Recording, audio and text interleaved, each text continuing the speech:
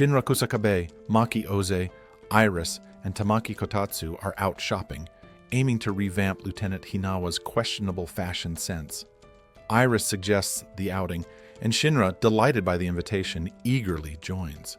Tamaki, in her typical tsundere fashion, pretends indifference, but is clearly invested. Maki, ever the strong yet self-conscious soldier, hesitates about trying on feminine clothes, revealing her insecurities. As they were shopping to file a perfect outfit for Hinawa, their peaceful outing is abruptly interrupted by a massive explosion. Maki, taking charge, instructs Shinra to investigate. He rushes to the scene and encounters a colossal, sentient infernal, towering and monstrous, unlike any they've faced before. The creature launches massive fireballs from its mouth, catching Shinra off guard and knocking him down. Just as Shinra is about to be overwhelmed, Arthur Boyle arrives, deflecting the infernal's attack with his plasma blade, Excalibur. Arthur's timely intervention saves Shinra, and the two prepare to engage the formidable foe. The rest of Company 8 arrives in their armored vehicle. Captain Obi leaps into action, coordinating the team's efforts. Lieutenant Hinawa unleashes a barrage of grenades, while Vulcan Joseph and Victor Licht analyze the infernal's structure. They discover that the creature possesses 5 separate cores, one in each limb and a central core in the chest. To defeat it, all cores must be destroyed. The team strategizes accordingly. Hinawa targets the arm cores with precise gunfire, causing the limbs to disintegrate. Tamaki uses her Nekomata ability to bind the infernal, allowing Maki to pulverize a leg core with her Sput Flare Rush. Arthur delivers a decisive Violet Flash to destroy another leg core. Captain Obi showcases his physical prowess, hurling his shield to obliterate the remaining limb core. With the limbs incapacitated, Shinra ascends and delivers his powerful Rapid Man kick, obliterating the central core and vanquishing the infernal. As the smoke clears, the team regroups. Shinra and Iris share a moment of reflection, reaffirming their commitment to protecting humanity and uncovering the truth behind the infernals. Back at Company 8's headquarters, the team presents Lieutenant Hinawa with his new flamboyant outfit, complete with a bunny tail and a hat with the words, "Nudist." Trusting their choice, he puts on the ridiculous ensemble. When Captain Obi sees him in it, he immediately scolds him. Hinawa, ever the responsible one, tries to take the blame by claiming he chose it himself, but Obi isn't fooled. Shinra then has a heartfelt inner monologue about how Company 8 is a tight-knit group that would never betray each other, only for the girls to instantly point fingers at him, leaving him stunned and betrayed. Later, Obi and Hinawa inform Shinra that Company 8 is taking part in the annual Fire Force male nude calendar shoot, and toss him a copy from the previous year. Curious, Shinra flips through it to scope out the competition and is stunned by some of the entries. There's a shot of Giovanni, yes, the creepy plague doctor, photoshopped onto a buff bodybuilder. Shinra eagerly searches for a Company 5's photo, hoping to see Hibana, but is outraged to find that the calendar only features men. Sister Iris gave him a look and teased him, saying, "What are you even thinking, Shinra?" The calendar only has photos of men, not women. Meanwhile, over at Company 5, Hibana is furious at the thought of other people seeing Shinra without clothes. She acts very jealous and dramatic, clearly not happy about it. Back at Company 8, Shinra keeps flipping through the calendar and finds a strange photo of Benimaru relaxing in a bathhouse, looking like he didn't even know someone was taking his picture. He immediately wonders if the photo was taken without asking. It turns out Conroe was the one who took it. When asked why, Conroe says he didn't want Company 7 to fall behind the other companies, even in something as silly as a nude calendar. He treats the whole thing very seriously, and even tries to convince Benimaru to pose, saying that the people need a strong and cool Gumtl guy like him to be the star. For a second, it looks like Benimaru might say yes, but then he snaps out of it and starts arguing with Conroe, trying to take the camera away. Even with all the strange and funny photos, like Giovanni looking super muscular in a plague doctor mask, Hibana's team piled on top of each other and Benimaru caught by surprise, Company 8 still comes in last place, just like before. In the end, their silly double cobra pose becomes the final joke, showing once again that they might be the weirdest team, but they're also full of heart. Captain Obi calls Shinra for a serious discussion and tells him that he's arranged a meeting with Captain Haig, the head of the Fourth Company. The reason for this meeting isn't random. Shinra had previously seen Haig during an Adala link, so Obi wants to give Shinra the chance to learn more about the strange visions and the Adala burst. Shinra is accompanied by a new face, Lieutenant Asako Haig, who turns out to be Captain Haig's granddaughter. The two head off to the Fourth Company headquarters, which also happens to serve as the training academy for new recruits. As they arrive, a few trainees recognize Shinra from his time at the academy. But the memories aren't all friendly. Some of them clearly remember being outmatched and immediately challenge him. Without much effort, Shinra uses his quick reflexes and superior hand-to-hand combat skills to take them down, sending a clear message that he hasn't lost his edge. Just before things go too far, his old friend Ogun steps in. His presence eases the tension, and the situation settles down. Soon after, Shinra meets Captain Haig in his office. What should have been a formal discussion quickly turns strange. Haig, the first regular firefighter to ever join the Special Fire Force, is eccentric to say the least. He tells Shinra that he's been eager to meet him, and that he wants to witness Shinra's flames firsthand. He doesn't just want to see them, he wants to be burned by them. It's clear that Haig is obsessed with the Adala phenomenon. As Shinra listens, things take a disturbing turn. He starts hearing a soft but haunting voice echoing in his mind, repeatedly urging him to burn. Then, in a vision, a mysterious blonde girl appears, a figure who looks like Sister Iris speaking directly to Shinra, and trying to push him into madness. She's no hallucination, she's the first pillar, and she's trying to connect with Shinra through another Adala link. As Shinra struggles to keep control, things spiral out of hand. The trainees from earlier reappear, this time seemingly possessed or under some kind of trance. One of them, dressed in a silly mascot suit, starts provoking him again. Fueled by the mysterious voice and a surge of uncontrollable power, Shinra launches a full-on attack. Haig, who seems oddly delighted, invites Shinra to unleash his flames upon him. The battle escalates outside, where Shinra's intense heat threatens to burn everything around him. Haig stands his ground, somehow enjoying the sensation, until instructor Pankopat arrives and uses his flame ability to create a resistance field over Haig, shielding him from Shinra's deadly fire. Meanwhile, Ogun tries to help, but it's Arthur who really makes the difference. He appears with perfect timing, ready to face off against Shinra and stop his rampage. Arthur, ever absorbed in his night fantasy, starts narrating the battle in his own mind. To him, this isn't just a fight. It's a tale of valor, where Shinra is a cursed flame demon, and he is the hero meant to save the day. He calls Haig the shield of masochism, a loyal guardian, sacrificing himself for the sake of the kingdom. This delusion somehow gives Arthur a boost in confidence and creativity. As he blocks Shinra's wild attacks, Arthur uses his words to try and reach him.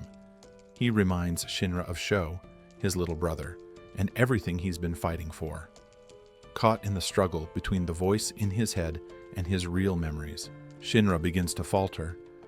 But when Arthur asks whether he is a hero or a devil, Shinra makes a snap decision. With a loud cry, he delivers a powerful knee to his own face, knocking the sense back into himself. The force of the blow cuts through the first pillar's influence, and Shinra breaks free from the madness. Breathing hard, he stands tall and tells himself that he's a hero, no matter how many times he has to fight to stay that way. Just before the connection ends, the first pillar gives Shinra a warning. She brings news of the birth of a new pillar and says that the evangelist must have realized it too. She then asks Shinra who will reach the new pillar first, the Fire Force or the evangelist. And with that, the episode wraps up, not with laughter, but with a deeper sense of urgency. The appearance of the first pillar and the threat of another one on the way confirms that Shinra's flames are going to be tested like never before. And though he may doubt himself at times, he's not alone. His companions, old and new, will be right there with him, flames blazing. In the hospital, Shinra and other 4th Division soldiers are recovering after the intense and unsettling events of the previous day. One of the soldiers, confused and worried, asks the nurse what happened to them, and she calmly explains that they had been possessed by some external force. Arthur, ever blunt and eccentric, steps in and confirms that they had been under the control of Haumea, a dangerous member of the White Clad. Meanwhile, on the rooftop of a nearby building, Haumea and Karen watch the city below, discussing their next move. Their presence alone adds an eerie tension, as it becomes clear that they are planning something bigger. The chaos is far from over. Back at the 4th Division base, Shinra makes his way to Captain Haig's office to personally apologize. He bows his head respectfully, telling Haig that he's sorry for attacking him while under the influence of the Adala link. He wants to know how Haig had previously encountered the world of Adala. Haig, calm and collected, shares that his vision of Adala was something he never forgot. He describes a world filled with despair and flame, a burning wasteland where reality twisted into something almost divine and terrifying. Shinra listens carefully, the weight of their shared experience deepening his resolve. The flames of Adala are no ordinary fire. They are something spiritual, something that can alter one's very soul. Haig admits that even now he's haunted by what he saw, yet he also feels enlightened, as if having touched something sacred and terrifying at once. Later, as Shinra and Arthur leave the hospital together, Shinra pauses to thank the nurse for her help, expressing his gratitude sincerely. As they walk, Shinra brings up how Arthur had saved him from losing control the day before, but Arthur doesn't seem impressed. Instead, he draws his plasma blade and points it at Shinra's neck. Suspicious and serious, Arthur insists that Shinra still seems off, still possibly possessed. Shinra, surprised and slightly irritated, argues back, trying to convince him that he's his normal self again. The argument grows louder, but their familiar banter and tension ultimately help Arthur confirm that Shinra is indeed back to normal. Only the real Shinra would push back with that same tone and energy. Arthur lowers his sword, satisfied, and they continue walking. Meanwhile, across town, Inka, an unpredictable and thrill-seeking young woman, sniffs the air and senses something. Her strange ability to smell flames, even before they erupt, leads her to a local home where a fire is about to break out. She bursts in and saves a terrified man just in time, using her abilities to lead him through a safe path. When he offers her a reward, she readily accepts it, clearly more interested in the money and excitement than in being a hero. But something strange catches her attention. As she walks outside, the scent of fire grows stronger, and not just from one source. She realizes that fires are starting to erupt all over the city. Something big is happening. She's intrigued, maybe even excited, sensing that her life is about to change dramatically. Back with Company 8, Shinra and Arthur are summoned and head to word of the chaos that has begun to spread across the city.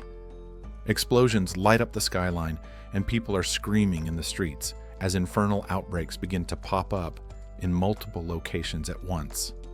It's clear that this is no random event, it's coordinated. As Company 8 arrives on the scene, they begin evacuating civilians while Shinra flies ahead to confront the source of the destruction. And that's where he meets Karen, the massive, unflinching protector of the White Clad, standing in the middle of the burning street. He's not alone. Inka is nearby, and it becomes clear that the White Clad has come for her. Shinra, realizing that Inka may be the next pillar, tries to convince Inka to leave with him and choose the path of the Fire Force. But Inka doesn't answer. She's conflicted, not out of confusion, but because she enjoys the chaos. To her, this is the thrill she's been chasing. But Karen won't allow it. The fight begins, and it is brutal. Shinra attacks fast, using his rapid mobility and explosive fire kicks, but Karen proves to be a monstrous opponent. Not only can he absorb Shinra's attacks, but he can also redirect them with devastating power. Every time Shinra lands a hit, Karen counters with even more force, launching Shinra through the air and into buildings. Shinra refuses to give up. He knows that if the white-clad gets to LNCA, they will twist her, use her, and make her part of their terrifying plan. But as the battle rages, Karen continues to block and redirect every move with precision. He's like a living wall, absorbing energy and turning it back tenfold.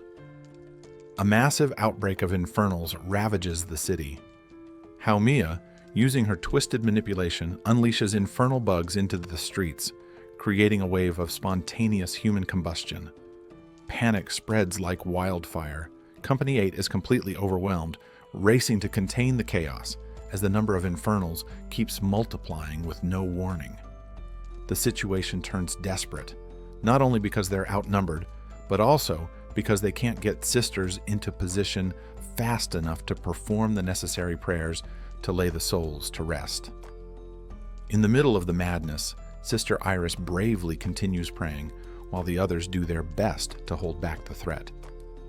Captain Obi's frustration grows as he realizes that the chaos is being orchestrated by an external force, and he demands a tactical solution. Maki acts fast, deploying her specialized detection equipment to track down the source of the interference, and finally locks onto Haomiya's location, perched high above the battle. Obi immediately sends Arthur out to intercept her and buy them some time. While Arthur heads into battle, Shinra is still locked in a dangerous confrontation with Karen, who is determined to capture Inka at any cost. Shinra pleads with her, trying to convince her to come with him so she'll be safe. But Inka isn't looking for safety. Her entire life has been built around dodging danger and chasing the thrill of survival, and she's not about to give that up just because things are getting out of control. She coldly tells Shinra that people have become weak, always depending on the fire force to save them. Shinra fires back, saying that not everyone has her power. Some people really do need help, and that's exactly why he fights. But Inka doesn't want to hear it. Elsewhere, Vulcan and Hinawa are doing everything they can to hold back the infernal outbreak. But the situation takes a terrifying turn when they detect a demon infernal. Unlike regular infernals, demons are sentient, incredibly powerful, and extremely dangerous. Only a handful have ever been defeated, and even then it took the full strength of Company 7. This one emerges from the smoke like a nightmare, horns curling from its head and fire pulsing from its core.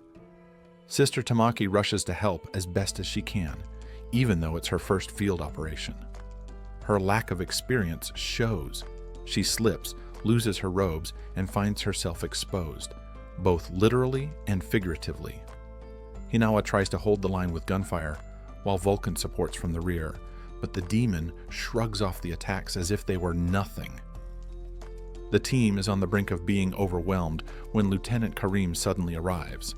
His cooling, sound-based abilities become a turning point, allowing the squad to freeze and isolate some of the incoming infernals, temporarily regaining control of the battlefield. When Captain Obi heard the news, he was overjoyed. When Maki asked him why other companies were now coming to help them, especially when no one was willing to before, Captain Obi explained that officially it wasn't possible. But unofficially, he had reached out to his friends and requested their support, because deep down, everyone has a sense of humanity in their hearts. Meanwhile, Shinra's battle with Karen resumes. Karen's strength is monstrous, and Shinra's flames seem to have little effect. But then help arrives. Juggernaut from Company 2 and the ever-relaxed Toru Kishiri from Company 5 leap into the fray, distracting the white-clad goons and giving Shinra a chance to break away. He takes off toward Inka, trying to reach her before Karen can, but just as he closes the distance, Karen intercepts him with a brutal hit, smashing him into the ground and sending him tumbling. Inka was finally captured by Karen's men. Shinra tried to reach out, telling her that he would save her, but she showed no interest in being rescued. Finally, members from several different companies arrived along with the sisters, so they could work together to handle the overwhelming number of infernals. At the same time, Arthur reaches the rooftop where Haomiya is stationed. Her mood quickly sours at the sight of him, and a high-voltage duel breaks out. Hamiya stepped back and snapped that she couldn't even give commands to her team properly because Arthur was distracting her. Arthur, unfazed, told her to fight him as the commander she claimed to be. But Hamiya coldly replied that they already had the fifth pillar, and there was no need to waste time fighting him, since their plan was already set in motion. With reinforcements from Company 2 and Company 5 finally arriving in full, the tide begins to turn. Slowly, Company 8 regains their hold on the situation, but the damage has already been done. Inca remains in the hands of the evangelist. After the relentless fight with Karen, it became clear that he wasn't backing down, and none of Shinra's attacks were having any real effect. Shinra started to notice something strange. Every time Karen took a step or was hit, it resulted in a massive explosion. That's when Shinra remembered something from his intense training with Captain Shinman. There was a special form he had learned about, a technique that caused explosive power through precise energy release. The move was known as Korni, also called the Sign of the Devil. With this new technique, Shinra prepared himself to turn the tide of the battle. Hamiya and Karen communicate through telepathy, planning their next moves while chaos swirls around them. Each is locked in their own battle.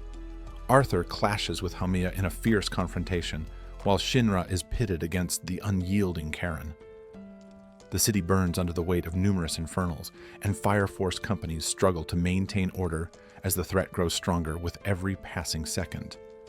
Amid the turmoil, Shinra launches a relentless assault on Karen, but his attacks prove completely ineffective.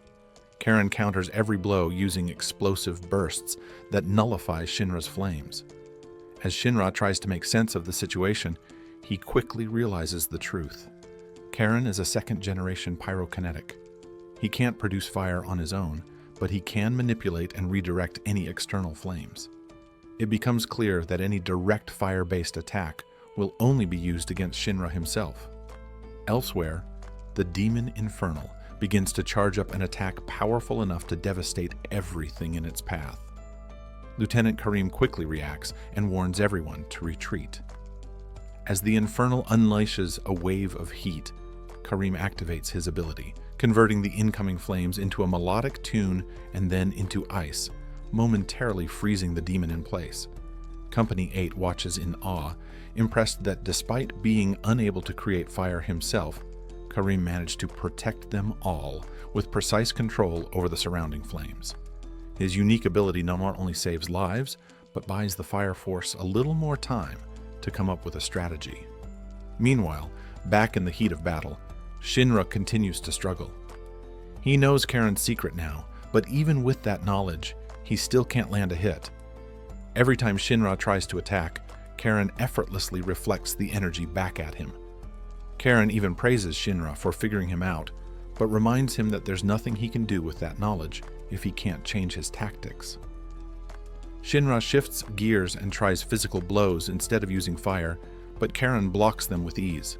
Realizing that Shinra will inevitably produce flames during the fight, Karen commands his subordinates to overwhelm him. They rush in and beat Shinra down while Karen watches calmly. Then, taking advantage of the distraction, Karen launches a massive energy blast at Shinra. The attack hits hard, leaving Shinra on the brink of collapse. As Shinra lies on the ground, battered and thinking desperately for a way to turn the tide, a memory of Captain Obi resurfaces. He remembers Obi once telling him about the rock and roll sign, a hand gesture known for symbolizing the devil's horns. In ancient times, musicians used it to channel energy through rhythm and spirit. Obi encouraged Shinra to use it as a symbol of determination, a reminder that energy flows through conviction. Inspired by this, Shinra gets back on his feet, forms the sign, and prepares for one final push. Karen is unfazed and prepares to reflect Shinra's next attack. But this time, Shinra times it perfectly. As Karen attempts to absorb and redirect the fire, Shinra aligns his strike with the exact moment the energy is expelled. The clash explodes with force as Shinra's flames bypass the reflection and strike Karen head-on, sending him flying. For the first time, Karen is clearly rattled. Shinra proudly declares victory with a grin, saying that if he can land one solid hit, he can do it again. But Karen isn't done yet. Even as Shinra struggles to stay on his feet, Karen returns, refusing to go down so easily. Meanwhile, the situation with the demon Infernal worsens. Having broken free from Karim's ice, the monstrous creature begins another rampage. The firefighters appear helpless against its overwhelming power. Victor steps forward and reminds everyone that defeating such a powerful infernal will require something extraordinary. His idea is to gather the flames spreading across the city and redirect them into one place, Central Square, where Maki can form them into a massive firestorm. Second-generation firefighters across the area begin to manipulate the flames, guiding them towards Maki. At the same time, Company 8 distracts the demon Infernal, luring it toward the open area. Victor instructs Lieutenant Karim to save his strength for the final moment. Maki's flames begin to spiral into a blazing tornado, and the demon Infernal is forced inside. Despite its resistance, the plan finally works. The tornado lifts the Infernal high into the sky, and with a final, well-timed bazooka strike to the chest, the beast is obliterated in a mid-air explosion. The spinning Inferno threatens to spiral out of control, but Karim steps in once more, freezing the entire tornado in a single, powerful move. With the immediate threat neutralized, the battle shifts back to Shinra and Charon. Karen, now visibly impressed, admits that Shinra is the first person who has truly managed to hurt him. Shinra smirks, the fire in his eyes reigniting, and confidently tells him that if he could hit him once, he can do it again. Inka watches the devastation around her with twisted delight. The chaos suits her perfectly, and she smiles at the destruction. Meanwhile, Shinra and Karen briefly reflect on the fight, with Shinra asking how he managed to land a hit before. But the mood shifts when Haumea speaks directly into Karen's mind, telling him it's time to retreat. She leaps off a tall rooftop and lands gracefully, controlling her descent using electric powers. Arthur watches in astonishment, realizing that she can use her electricity like a magnet to manipulate her surroundings. Back on the battlefield, Karen declares they're taking Inka with them. Shinra pleads with Inka, reminding her she has the power to resist and escape if she truly wants to. Karen, however, warns Shinra to focus on himself, revealing that he's now figured out Shinra's combat patterns. Shinra realizes Karen's right. His attacks are predictable, and without a new strategy, he won't land another hit. At the same time, Shinra worries for Inka's safety, knowing the evangelists have already brainwashed her brother and could do worse to her. But Inka is deep in her own thoughts, weighing her options. If she joins the Fire Force, she'll be imprisoned for her crimes, but eventually be free. If she goes with the evangelist, she'll live a dangerous, thrilling life on the run. Inka, craving chaos, ultimately chooses the latter. Shinra is outraged. He can't believe she'd choose to side with those responsible for so much destruction. But Inka replies coldly. This is her choice, and no one else's. She admits she used to rob people for fun and enjoyed living recklessly. Whether people die or not doesn't matter to her. Her decision is final. She's going with the evangelists. Shinra's fury erupts, and he activates his tiger hand, punching one of the evangelist's agents before turning a fiery glare toward Inka. Before he can act further, Karen steps in and delivers a crushing punch to Shinra, sending him flying. As Shinra struggles to get up, he vows that if Inka's actions ever cause innocent people to die, he'll kill her himself. To that, Inka simply smiles and says that sounds exciting. She even tells him exactly where he can find her if he ever wants to do it. She then walks away with Karen. As they move ahead, they run into Haumea. Inka is surprised at how much electricity surrounds her. It's like she's become a walking storm. Inka immediately senses how dangerous she is and chooses to keep her distance. Just then, one of Inka's friends appears with a gun, aiming at Karen to avenge another friend's death. He pleads with Inka to come back to their side. As Karen prepares to attack, Inka suddenly raises her finger. Deep down, she's unsure, but she lets fate guide her actions. In a moment of grim acceptance, Inka kills her own friend. With that, she fully embraces her new path and leaves with the evangelist, disappearing from the scene. Afterward, Shinra is approached by Captain Obi, who checks on his condition. Shinra admits he feels like a failure for not being able to save Inca. Arthur tries to reassure him, pointing out that Haomiya mentioned there are 8 pillars, meaning more encounters are bound to happen. Victor agrees and emphasizes the need to strengthen the team. The evangelists are always a step ahead, but they can catch up by gathering intel and becoming stronger in every way. Captain Obi echoes this sentiment, reminding everyone that they did their best and that the mission isn't over yet. Even though Shinra is still disheartened, a crowd of civilians arrives to thank the Fire Force for saving their lives. This support lifts Shinra's spirits. He realizes that even if there are people like Inca who choose destruction, there are still good people who need protecting, and they're the reason he continues to fight. Meanwhile, Company 4 expresses regret over not being able to assist Company 8 during the battle. They begin discussing ways to better support them in the future. Company 1 also reflects on how to help, while Company 2 talks about initiating a secret mission tied to the origin of Juggernaut. They're considering involving him due to his ties to the area.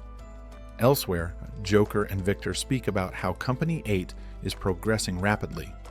Victor reveals he's being sent on a deeper investigation and needs someone specific to accompany him. He asks Joker to join, but Joker declines and suggests Victor create a new identity to infiltrate the Fire Force from within.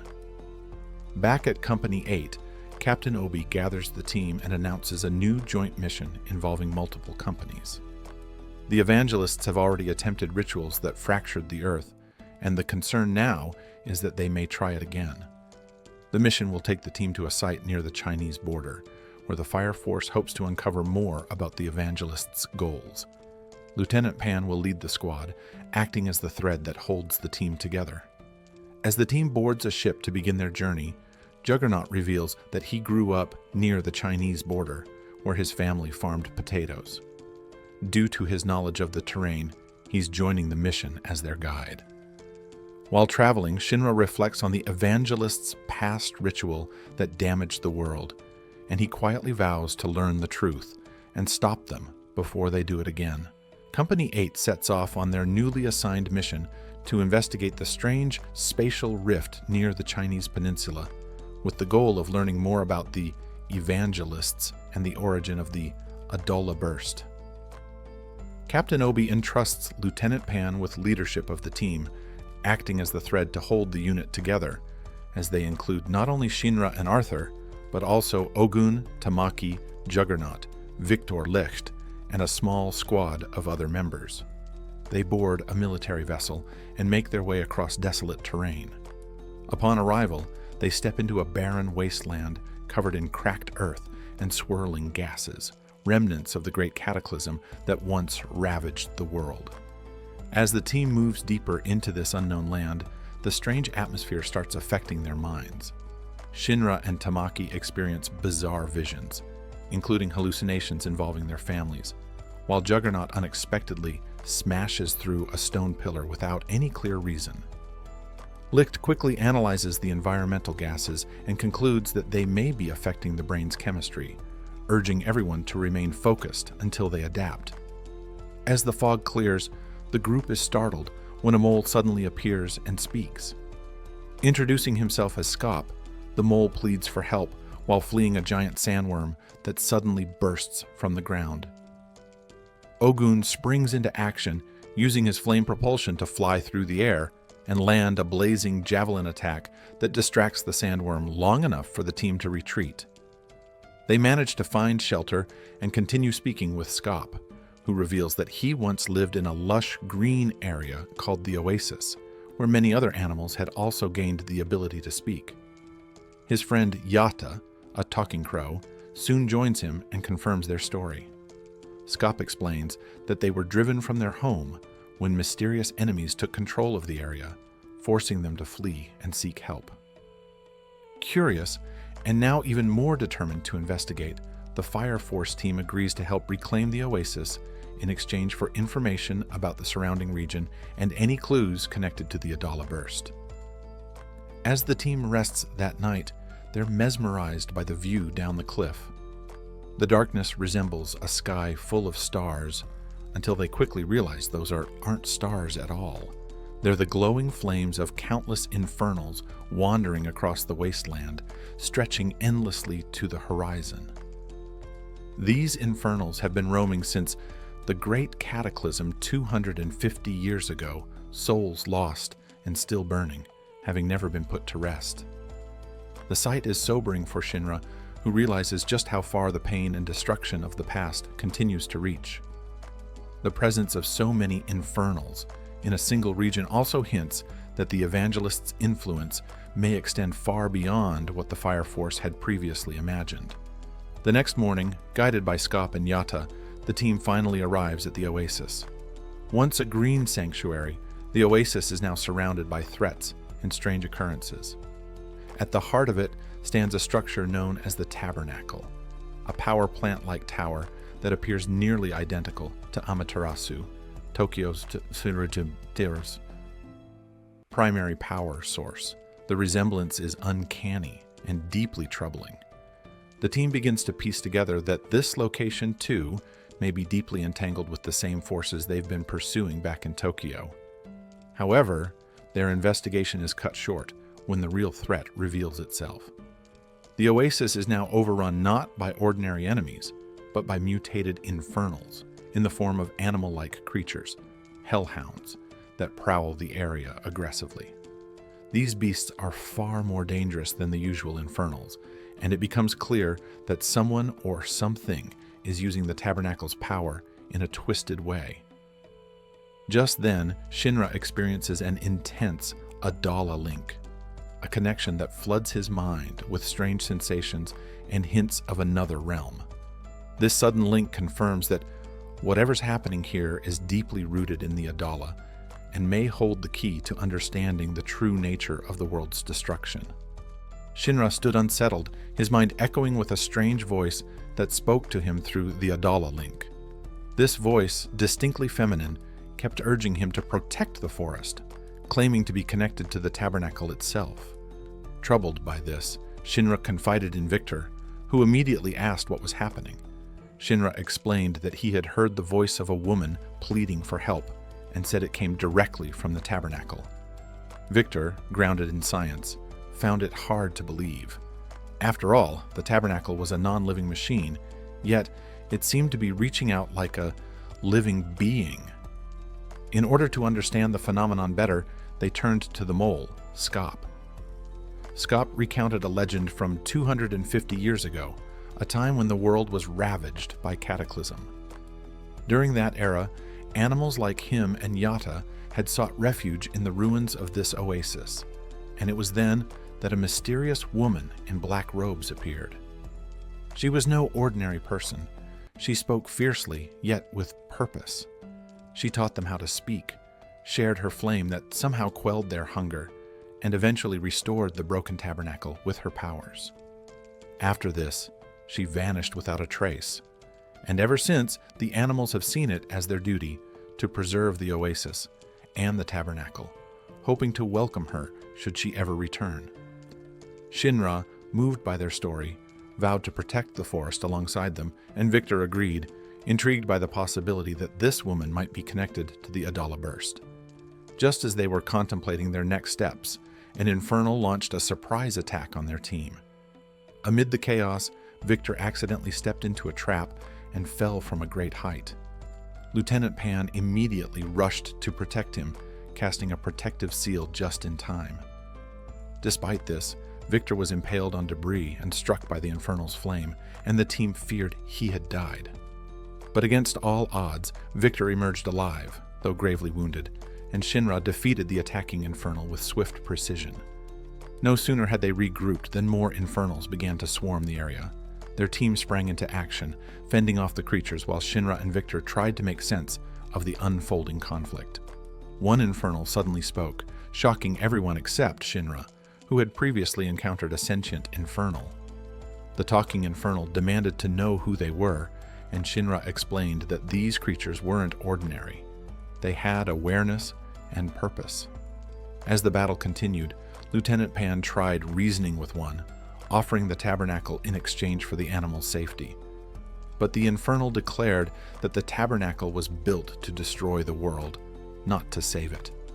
Arthur quickly rebuked the claim, arguing that while the tabernacle may have had a dark origin, there were creations like Amaterasu that represented hope.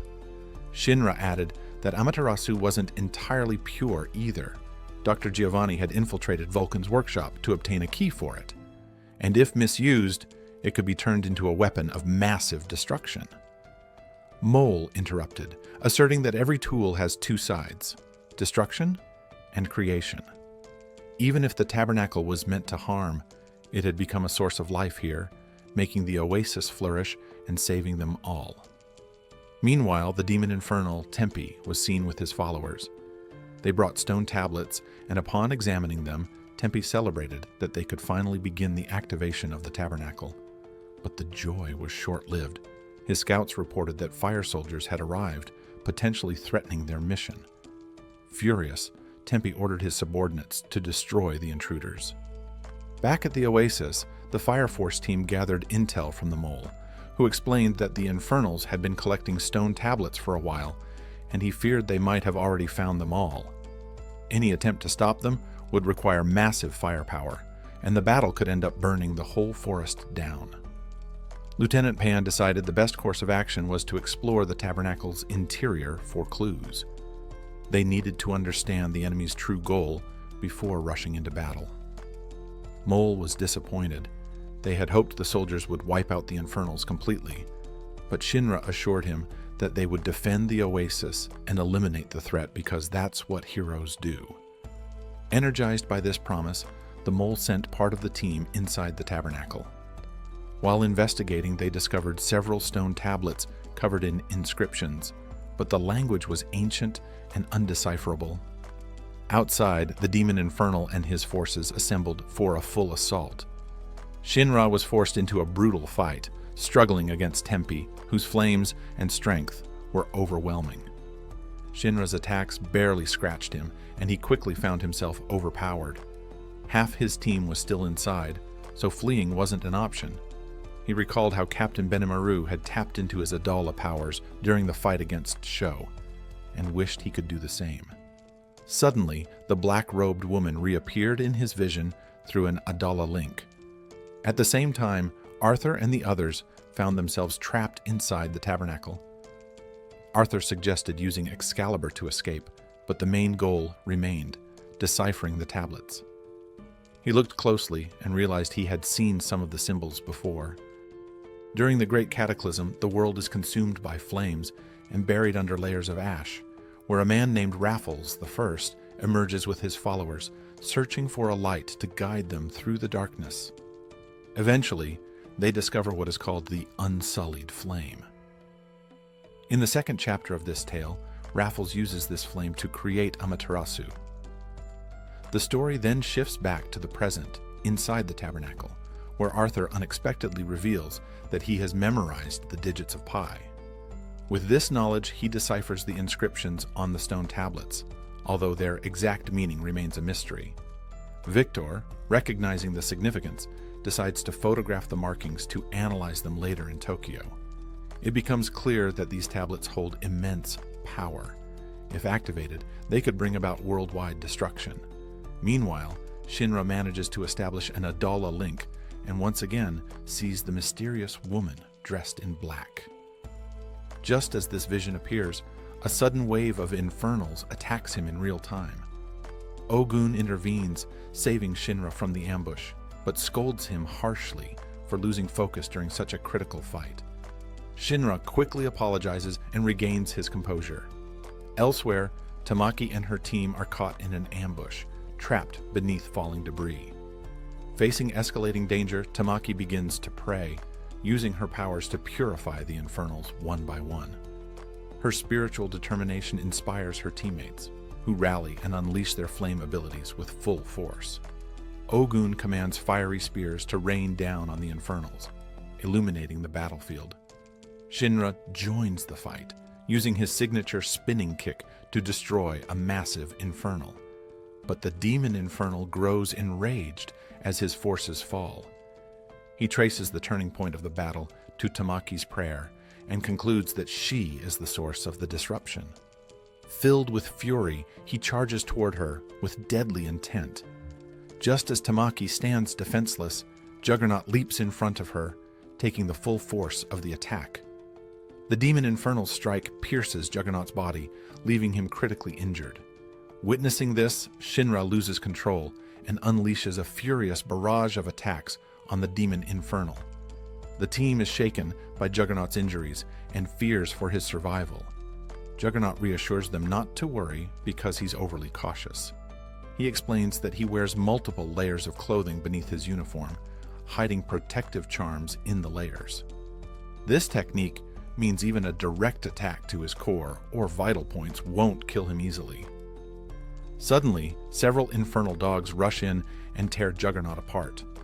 His team panics, thinking Juggernaut might not survive this time. But then, Juggernaut sheds his damaged outer layers, revealing himself unharmed underneath.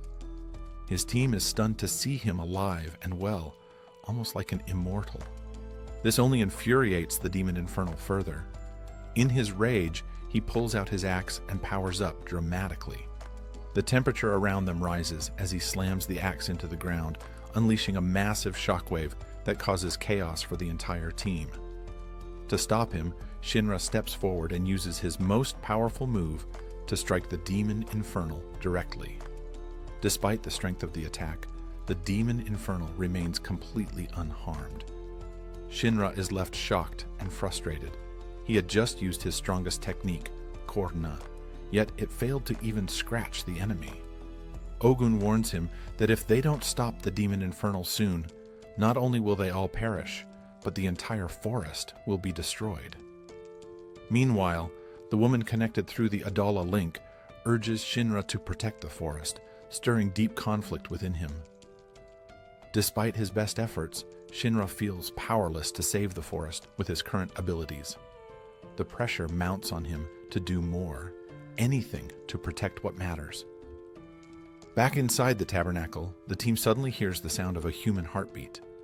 This shocks them, making them realize someone is still alive inside, possibly the mysterious woman in black. They deduce she is linked to Shinra and is emitting the power of the Adala link, indicating she holds immense power akin to Amaterasu. They also notice several arrows, one lodged in a keyhole. Counting them, there are exactly 8 arrows. Victor's mind races as everything clicks into place. These 8 arrows symbolize the 8 pillars, much like Shinra himself. The evangelists have been searching for these 8 pillars, and once they collect them all, their true plan will begin. Victor understands that the pillars are meant for sacrifice.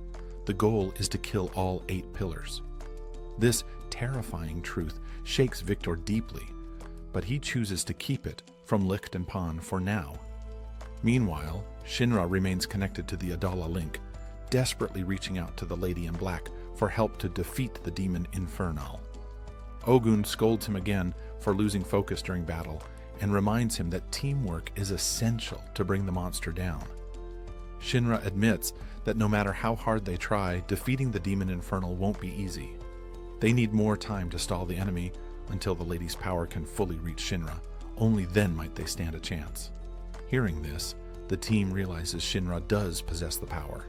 He truly is one of the chosen. Ogun then activates his flame abilities and moves with incredible speed.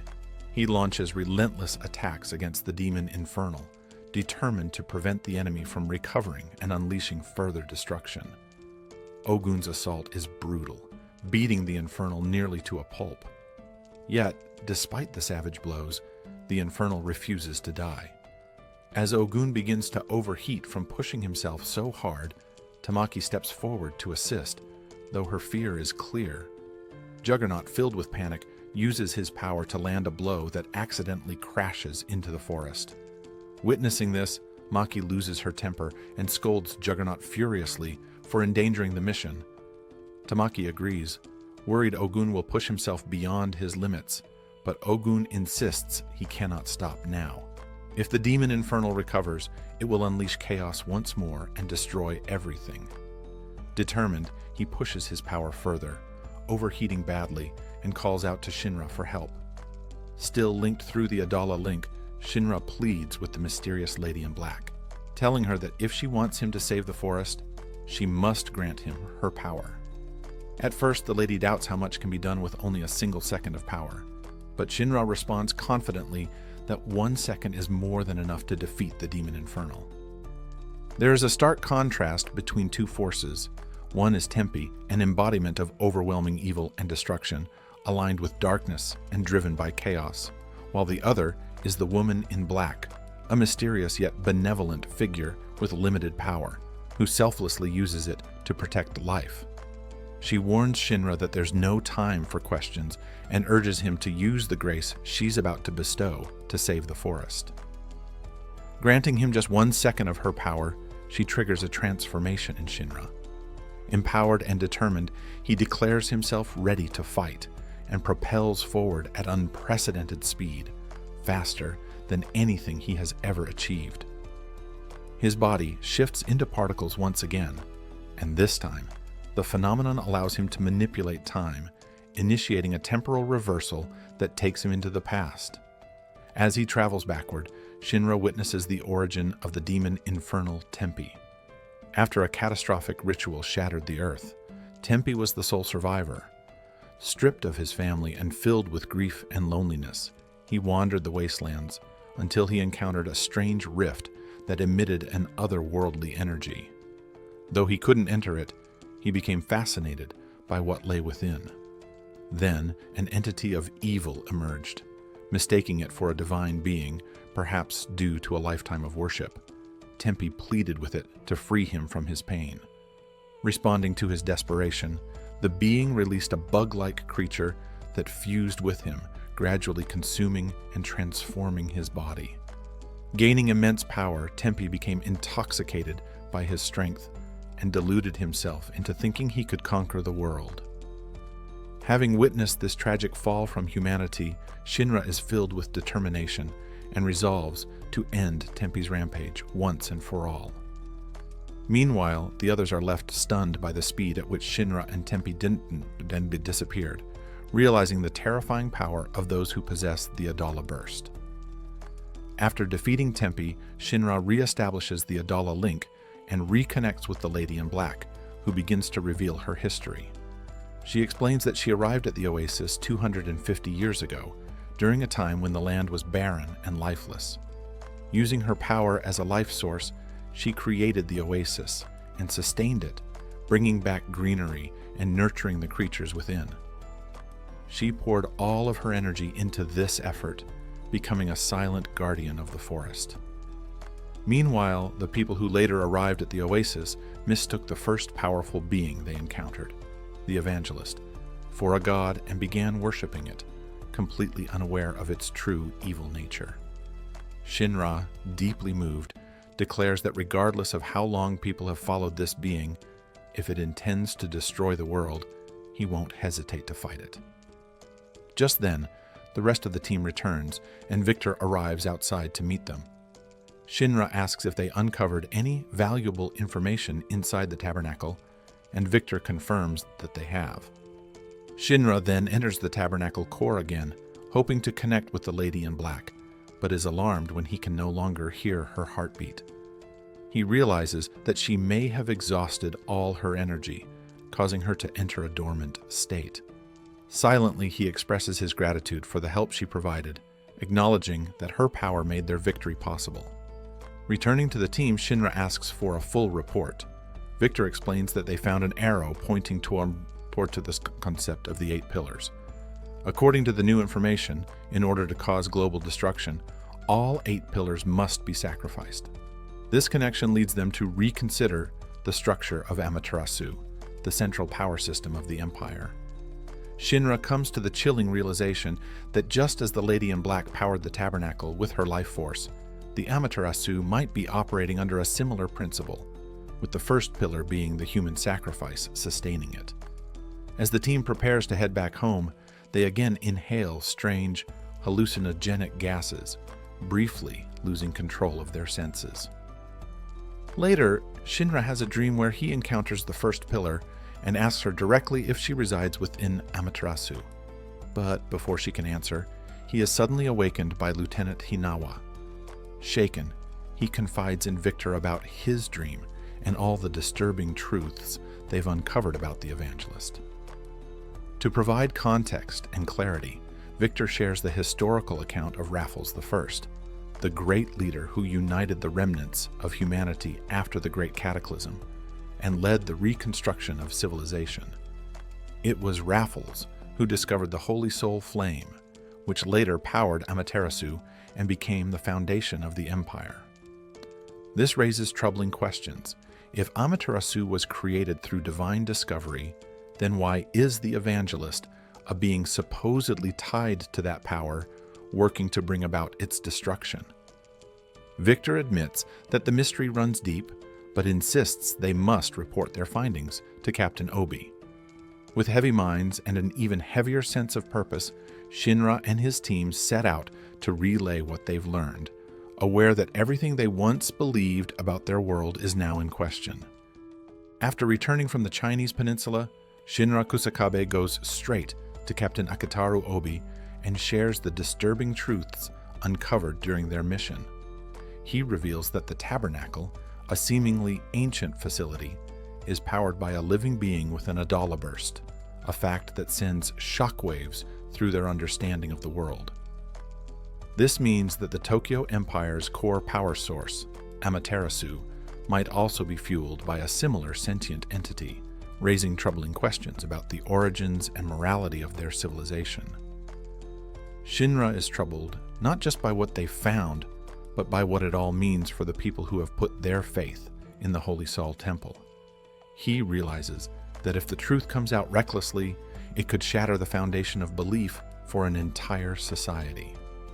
Meanwhile, Victor Licht begins poring over the information they obtained from the table, analyzing the data to understand how it all connects. As he digs deeper, the numbers begin to align in a way that paints a much darker picture. A vast conspiracy, possibly one that touches every corner of the Empire's creation. Though Victor sees the outlines of a terrifying truth, he knows better than to jump to conclusions. What he's stumbled upon could incite mass panic, so he decides to keep it quiet until he's absolutely certain. At the same time, another thread begins to unfold. Joker, the rogue truth seeker with deep suspicions about the Holy Soul Temple, pays a visit to Captain Benimaru of Company 7. He comes not to challenge, but to propose an alliance. Joker asks Benimaru if he's willing to stand by him in uncovering the secrets of the temple. Benimaru is cautious, questioning why Joker would want to work with someone he barely knows.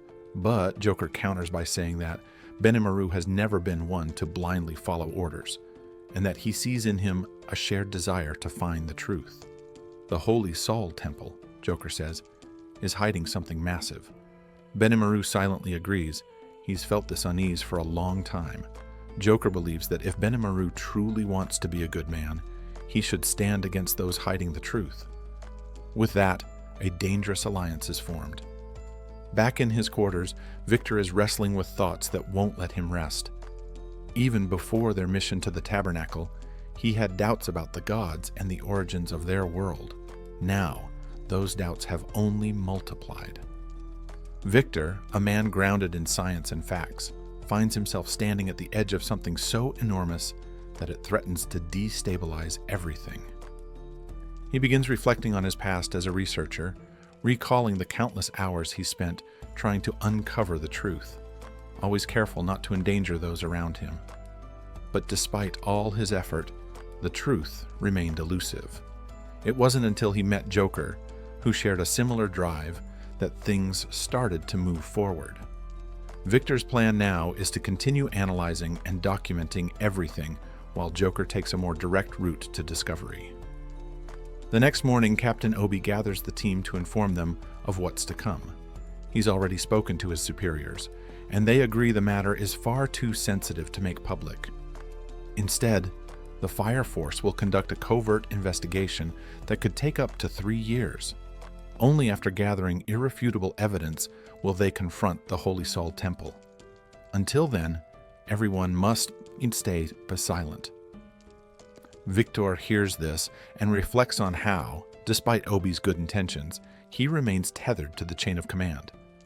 In contrast, people like Joker, though unconventional, move with a freedom that allows them to challenge corruption directly.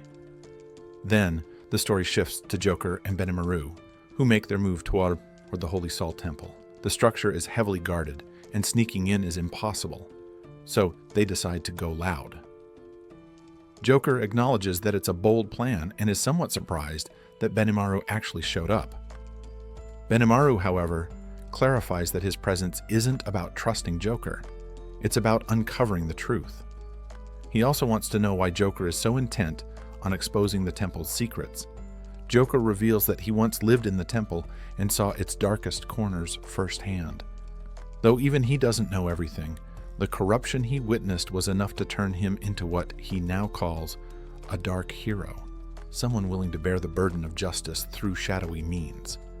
Inside the temple, the master addresses his disciples, recounting how, before the Great Cataclysm, humanity was highly advanced and had no need for gods. But after the world fell apart, the temple offered salvation, and people embraced religion with fervent devotion. Now, the master says, anyone who opposes the temple must be eliminated. Suddenly, guards inform the master that the temple is under attack. Joker and Benimaru have arrived.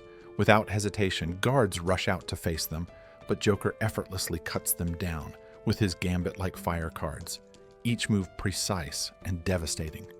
Watching him fight, Benimaru is impressed and notes that they'll need to keep this ruthlessness if they want to reach the truth. But the moment turns when Benimaru suddenly collapses. Caught off guard, Joker rushes to his side, clearly disappointed. He had expected more from the captain of Company 7.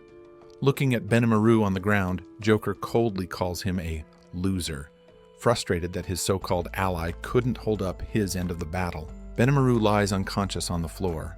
Joker, watching him, expresses disappointment and demands to know what the guard did to Benimaru. Just then, Benimaru stirs and delivers a powerful punch to the guard's stomach, shocking everyone since the guard's technique was supposed to be lethal. Undeterred, Benimaru and Joker advance, soon encountering a group of guards trying to block their path.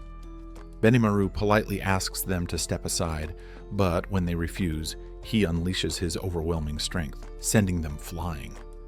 Joker calmly strides through the chaos, embodying the image of a true warrior. Together, they break into the Holy Soul Temple, defeating enemies one after another. Inside, the temple feels eerily empty. Benimaru wonders if everyone fled out of fear, but Joker reveals the guards they just faced were mere pawns. The real battle lies deeper beneath the temple, where its darkest secrets are hidden. This revelation sparks doubt in Benimaru, who starts questioning Joker about how much he really knows. Joker hesitates, saying he doesn't want to burden Benimaru with his past, but the tension escalates into an argument. Finally, Joker admits he once worked inside the Holy Soul Temple and was part of its inner system. Benimaru reacts sarcastically about Joker's hairstyle, but Joker quickly clarifies he wasn't just a guard, he was a subordinate, one of the temple's elite tasked with executing its darkest missions. Suddenly, the lights go out, and shadowy figures appear. Joker calls them his former family. Their leader demands Joker surrender, but Joker taunts him by asking if his face sparks no memories.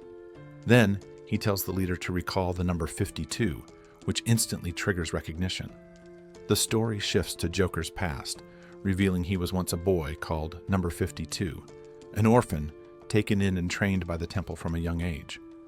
The temple molded him through brutal mental and physical torture, aiming to break his spirit. Despite being just a child, Joker showed remarkable skill in combat, which unsettled the leader. The leader challenged him directly and mercilessly beat Joker when he lost. Others eventually intervened, but the damage was done. The leader hated Joker's uniqueness because the temple demanded total obedience, crushing individuality. Joker's only comfort was a small watch, the last reminder of his parents. The leader destroyed this cherished token, pushing Joker further into despair. The relentless abuse was designed to make Joker a mindless puppet of the temple's system. But during a crisis at a noble's house involving a demon infernal and 2 Adola-linked children, the temple's attention shifted elsewhere. Seizing the opportunity, Joker escaped. During his flight, he unintentionally linked with an incomplete Adola power, causing his left eye to ignite with strange energy. Now free but starving and exhausted, Joker collapses until a kind family takes him in, feeding and caring for him like their own son. He vows to repay their kindness by working for them, and they accept him wholeheartedly. But tragedy strikes when Joker returns from the market to find the entire family brutally murdered by the temple's leader, who wants to sever all of Joker's connections.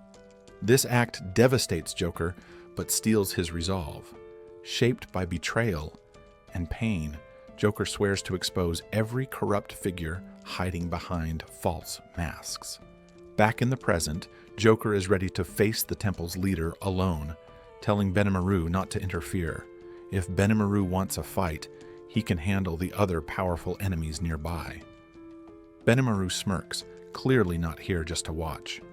As the shadows rush him, he unleashes his full power, wiping them out effortlessly.